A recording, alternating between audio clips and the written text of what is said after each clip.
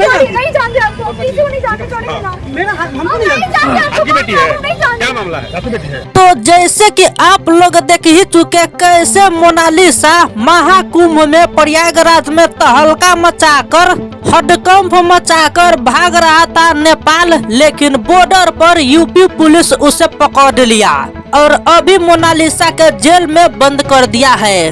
दोस्तों, मोनालिसा कुंभ मेला में हडकंप मचाकर भाग दौड़ करवाकर तब चोरी छुप के भाग रहा था देश छोड़ के नेपाल, लेकिन बॉर्डर पर यूपी पुलिस अच्छा से चेक जांच करके उसे पकड़ लिया।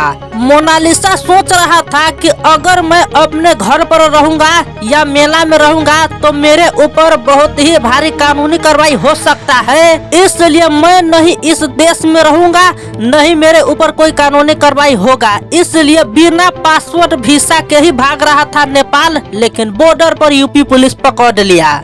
ये हम पुष्टि नहीं कर सकते हैं मोनालिसा के साथ क्या हुआ है, लेकिन सोशल मीडिया पर यह खबर अभी जमकर चल रहा है।